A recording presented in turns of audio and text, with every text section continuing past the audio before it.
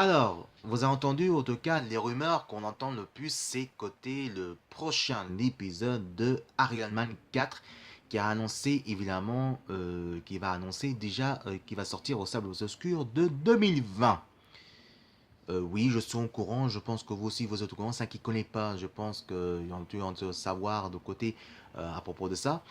Alors, évidemment, c'est confirmé, mais on ne sait pas si vraiment ça va se faire ou pas. Donc, on va attendre on va dire, il faut attendre 4 ans et pour l'instant, on n'est pas encore là.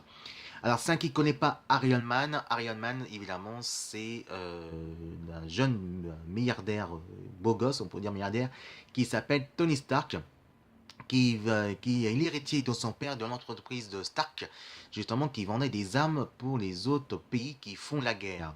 Sauf qu'à l'âge de 18 ans, il découvre qu'évidemment que Tony Stark découvre que son père a trafiqué justement des armes pendant la Deuxième Guerre mondiale ou la grande naissance de Captain America qui est arrivé 70 ans après chez nous.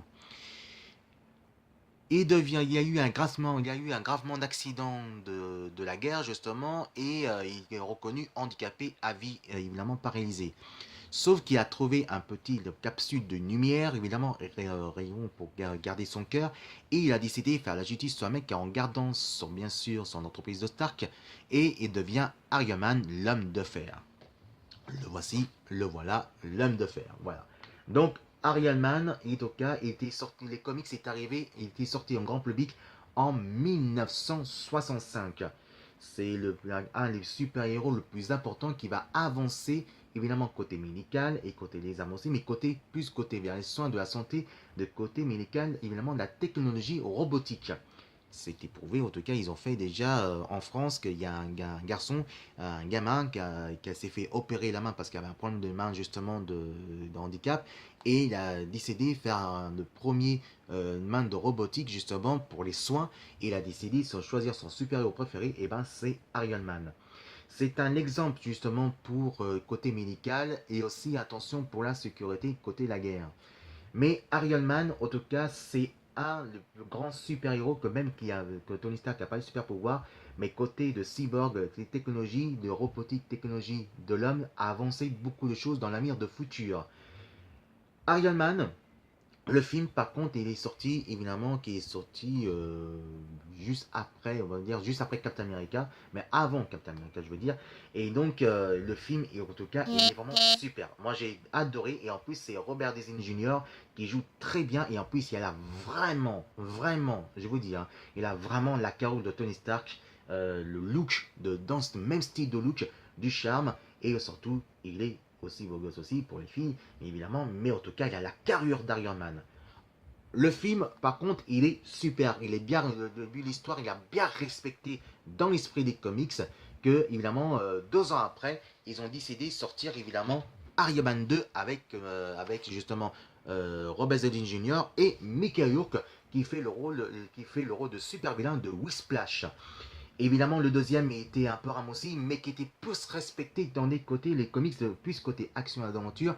Mais là, il respecte plus dans l'esprit où Tony Stark devient alcoolique, arrogant et bien sûr un goujat, qui devient méchant, évidemment, mais sauf qu'il est justement le bas droit justement de Nick Fury va faire appeler justement Tony Stark et Iron Man, qui devient aussi dans les membres de dans le membre de les Avengers, excusez-moi, c'est le réveil du matin.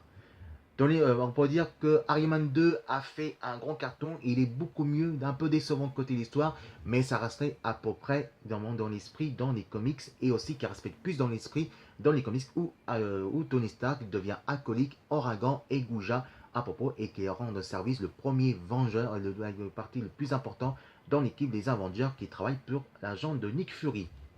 Ensuite, évidemment, là, tout se casse, on peut dire. Il y a aussi un peu des exceptions. Il y a un peu des exceptions dedans, c'est bien sûr Iron Man 3.